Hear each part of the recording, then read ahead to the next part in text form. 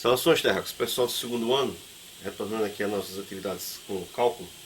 A gente teve aí a continuidade do assunto de transmissão de calor, né? Finalização daquela parte do sistema termicamente isolado, do equilíbrio térmico.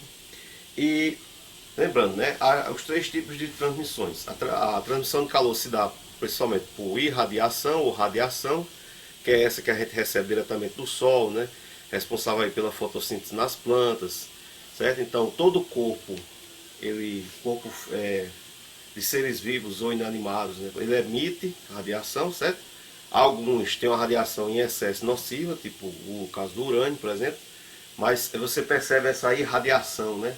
Que todo o corpo tem, usando câmeras de infravermelho. Você anota que tem partes mais quentes do corpo e só através dessa câmera é possível ver, porque o calor ele caminha, né? Ele se transmite numa faixa de ondas que não é perceptível aos nossos olhos.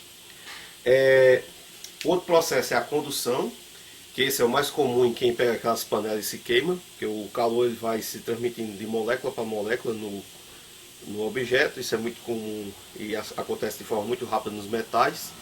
Daí que geralmente o cabo de uma panela tem um material diferente do que é constituída a panela, né? É um material às vezes de plástico ou madeira, porque vai dificultar essa condução do calor que está havendo no entorno, né, no bolso da panela, até a mão de quem está pegando. E a convecção, que é a parte de transmissão de calor responsável por manter o sistema cíclico de vida na Terra, né, que é as massas de calores se revezam, né, isso acontece muito isso no ar, as massas de ar, e no mar, né, as correntes marítimas. Você tem correntes de água fria e de água quente se alternando num ciclo constante e mantendo o equilíbrio, né? As regiões mais frias tendem a concentrar mais o alimento, os animais de grande porte se concentram mais nas regiões mais frias. Na época de reprodução se direcionam a águas mais quentes, né? Então você, em geral, onde a água tem um maior acúmulo, essa troca de calor, né, que ocorre, essa transmissão contínua por convecção dentro das correntes marítimas, ajuda também a manter a questão do clima, que você vai ter troca de calor com o ar atmosférico e aí por diante. Então são essas três formas: irradiação, condução e convecção. No caso da condução, há como se calcular o fluxo de calor, né? Então vocês viram aí, tem uma questão que trata disso. O fluxo de calor, certo? É conhecido como o quê? Essa letra grega aqui, certo? E ele é a quantidade de calor que passa numa determinada área por um determinado tempo, certo? Fluxo, tudo que é fluxo, rio, né, tem a ver com algo que está se conduzindo, fluindo, certo? Então, como o calor é a energia que sempre está indo dos lugares quentes para o lugar mais frio, ele está sempre em fluxo. Então, o fluxo é dado como a quantidade de calor que você consegue transmitir durante um determinado intervalo de tempo. Isso também pode ser calculado como isso aqui, ó. Há uma constante, que é a constante de condutividade térmica, o quanto o material é capaz de conduzir de calor, que cada material varia, né? Você tem materiais que são mais isolantes térmicos, como se usa nas garrafas térmicas, por exemplo, e outros metais, tá, que transmitem calor com muita facilidade, né? Você colocou lá e já está esquentando. A área do local por onde esse calor vai passar, a variação de temperatura, porque se não existem temperaturas diferentes, não vai haver fluxo, só tem transmissão de calor quando tem um lugar mais quente, que vai mandar para um lugar mais frio, então tem que ter variação aqui, e esse L, que é o comprimento, ou a chamada espessura. Por exemplo, você tem uma parede, quanto mais espessa for a parede ou feita de determinado material mais isolante, você consegue criar um ambiente interno com temperatura mais agradável do que o externo. Por exemplo, isso acontece nos esquimós, né? Fazem aqueles iglus, então o que é que você consegue estar lá fora, menos 70 e está quentinho dentro do iglu. Embora o iglu seja feito com gelo, a camada dos blocos de gelo que eles fazem é tão espessa que ela cria um sistema isolante. Daí também aquela questão de ser na forma de um domo, né? Porque o calor bate, o fluxo de calor atinge toda a parte externa do domo do iglu de forma igual, certo?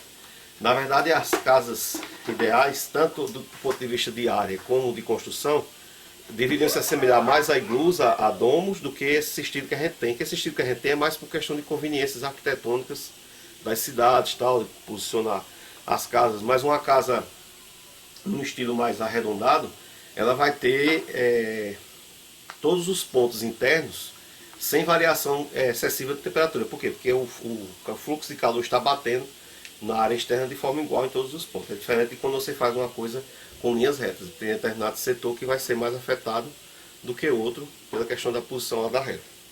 Então o que é que tinha na primeira questão onde a gente vai trabalhar isso aí? O fluxo de calor. Você tinha uma janela de vidro de 10 milímetros de espessura. Atentem muito quando for resolver o problema para unidade, certo? Então o L dessa janela é 10 milímetros. Com 10 milímetros de espessura. É a grossura da janela, ok? Separo no estúdio onde a temperatura deve ser mantida a 20 graus. Então uma das temperaturas deve ser 20 graus. Certo? Lá dentro deve ficar mantendo a 20 graus. De outra sala vizinha, a temperatura ambiente, sabendo que o fluxo de calor que atravessa essa janela não pode ultrapassar 2000 watts, por quê? Você tem determinado tipo de materiais, então você tem uma quantidade máxima que ele suporta de calor ali. Se você colocar um calor mais excessivo do que aquele, vai acarretar em quebra, derretimento, né? Destruição do material. Né? Não vai conseguir. Por exemplo, mais que você faça... hoje em dia, por que é que não se enviou ainda módulos espaciais tal, para o Sol? Vai pesquisar mais de perto do Sol. Porque não se tem um material ainda suficientemente resistente a suportar as ondas de calor que vem e chegue perto dele sem se torrar, né? Esse patrício queima completamente, certo? Então, nesse caso, o fluxo deve ser de 2000 watts. Quando a temperatura ambiente for de 30, a outra temperatura que é necessário trabalhar na questão, certo? Tem que haver duas temperaturas, tem que haver uma constante, tem que haver uma área, tem que haver uma espessura, grossura, tá certo? Determine qual a área máxima, então a questão que é a área, certo? Qual é a área máxima dessa janela? Aí, dada a condutividade térmica do vidro, desse material do vidro, como sendo 0,8, atentem para isso aqui. Quando for pegar os dados, 0,8 watts por MC. O que é que isso aqui quer dizer? A condutividade desse tipo de vidro aí é 0,8 watts, que é a medida de fluxo, certo? Isso aqui pode ser caloria por grau Celsius, ou watts, certo? Metro, por quê? Porque onde está havendo fluxo, está havendo um objeto que tem um certo tamanho, então a medida tem que ser em metro. Aí daqui, olha, daqui você já fica alerta para aqui, certo? Por que é que precisa mexer? Porque não se trabalha no cálculo com medidas diferentes. Geralmente quando você parte cria essa habilidade de separar dados e daqui já vai direto para a fórmula, sem prestar atenção nas unidades, você faz a continha toda certa, bota os dados tudo lá e tempo perdido. Vai errar o resultado final, porque tem que ter transformação. Então tem que estar atentado para isso. E grau Celsius, porque a temperatura é em grau Celsius, ok? Então o que a gente tem que fazer? Transformar os milímetros para metro, porque não pode trabalhar com essa unidade aqui dentro da conta. Você vai ter uma unidade de algo medido em metro com outro medido em algo que está medido em metro com outro medido em milímetro. Então tem que transformar esses milímetros. Como transformar? Parta sempre daquela ideia. 1 metro são 100 centímetros, não é isso? Ou 1000 milímetros, que o nome já é por isso, certo? Cada centímetro tem 10, então 10 vezes 100, 1000, certo? Que é o valor. Então, para converter de metro para milímetro, você vem direto para isso aqui, ó. E os nomes ajudam a lembrar, ó. Centímetro, que é de 100, milímetro, que é de 1000.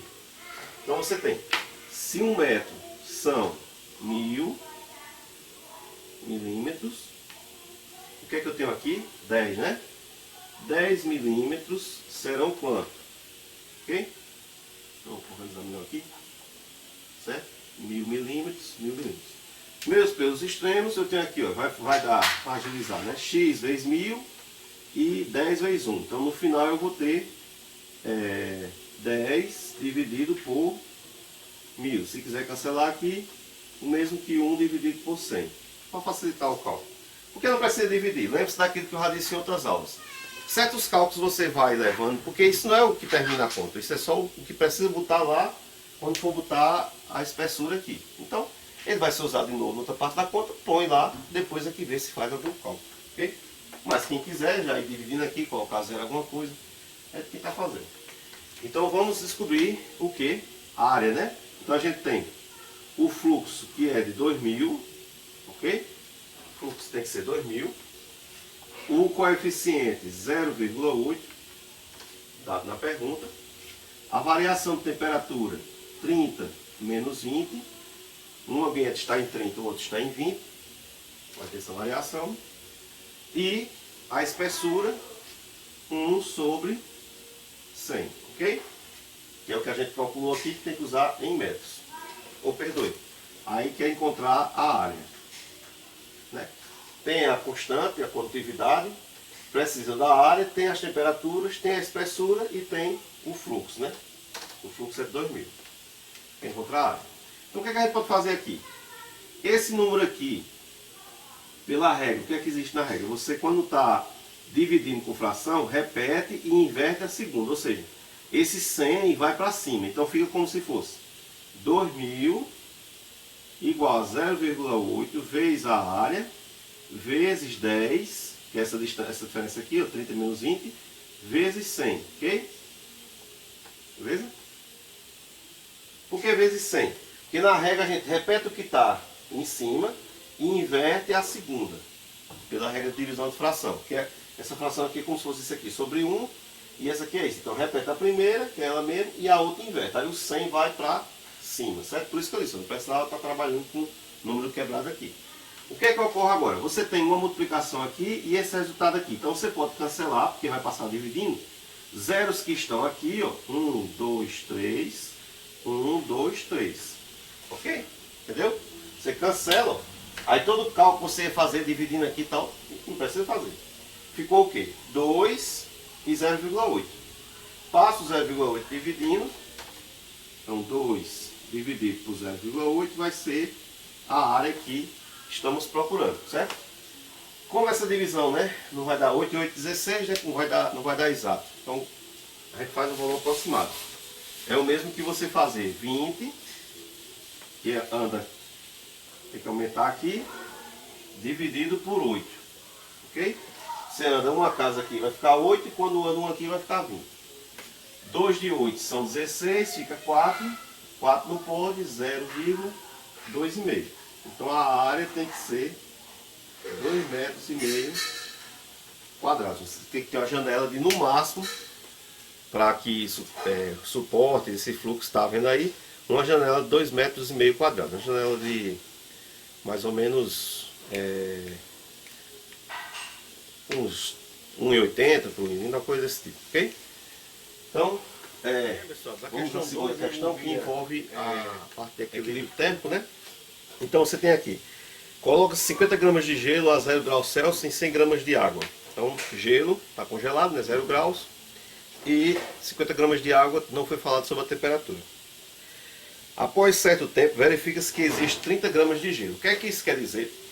Se você colocou o gelo dentro de uma água, um recipiente com água, e depois de um certo tempo ainda permanece existindo gelo lá, houve o equilíbrio, né?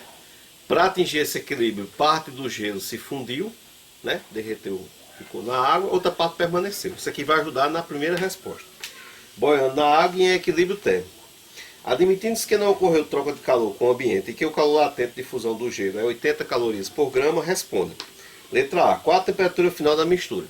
Onde é que você pega para responder isso? O fato de que o gelo estava a 0 graus, ao ser colocado na água, ainda permaneceu havendo gelo, né? Que ficaram 30 gramas de gelo boiando, o equilíbrio térmico foi atingido a 0 graus. Por quê?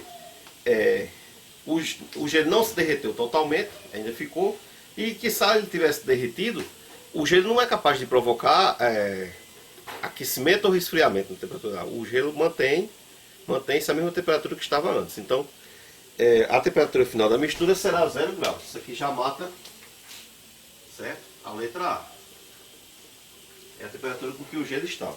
Na letra B, diz qual é a temperatura inicial da água. Aí sim, nós não sabemos quantos graus havia nessa água ao ser colocado o gelo. Geralmente se põe gelo em água, bebidas, refrigerantes e sucos, para que você põe o gelo lá para que esfrie, né? Deixa mais 0 graus ali, gostosinho de tomar. Então, para isso, vamos ver o quê? O que é que houve aí, nessa letra B? Houve uma quantidade de calor envolvida com a água, né? Porque a água, ela perdeu o calor para poder se resfriar quando em contato com esse gelo. Então, essas 100 gramas de água, elas sofreram uma variação de temperatura, né? Elas estavam na temperatura e esfriou até o zero por conta do gelo. Ela não sofreu mudança de fase, né? Mas o gelo, então o que é que houve aqui? O gelo tem uma quantidade de calor de fusão. Por quê? Porque parte do gelo se fundiu. Ao se fundir esse gelo e ao se resfriar a água, o equilíbrio térmico foi atingido. Se foi atingido o equilíbrio térmico, a soma das quantidades de calor é zero. Por quê? Porque enquanto o equilíbrio térmico não é atingido, há alguém perdendo calor, outro ganhando, tal, mas se houve ou chegou no equilíbrio térmico, isso aí é zero. O que é que alteraria esse equilíbrio térmico? Se você tivesse com essa mistura num determinado ambiente onde eles começassem a receber calor deste ambiente, né? Ia haver mudança, o gelo ia derreter todo, né? Daí alguns tempos começar a ter evaporação e etc. Mas, havendo equilíbrio térmico, você tem isso aqui. Aí, o que no caso da água? Massa, é aquela forma, né? MC ΔT, massa, calor específico da água, que é 1, ok? E a variação de temperatura. Qual foi a variação de temperatura? Ao final, 0, ok? E ao final foi 0 e no início é que a gente não sabe. Então a temperatura inicial, T1 ou TI, não se sabe, porque não se sabe que temperatura essa água estava quando foi colocado o gelo lá, ok? Então o que a gente tem aí? No caso do gelo, o gelo se fundiu. Aí calor latente é o que? Massa, calor latente. Mas a massa não é os 50 gramas, né? Por quê? Porque ao final se percebeu no equilíbrio que 30 gramas de gelo não estava lá, estava boiando. O que é que isso quer dizer? Que só 20 gramas derreteram. Então quem mudou de fase, mudou de estado, foi só 20 gramas vezes o calor latente. Ok? Beleza? Então aqui vai nos dar o que a questão B quer, que é a temperatura com que a água estava no início. Então eu tenho aqui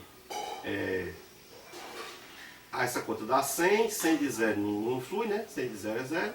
100 vezes, então eu vou ter aqui menos 100 vezes T1, ok?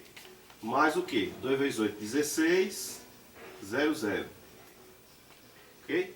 Passo 1.600 para lá, então eu vou ter T1 igual menos 1.600 dividido por menos 100. Cancela aqui, ó. Então a temperatura inicial 16 graus, ok?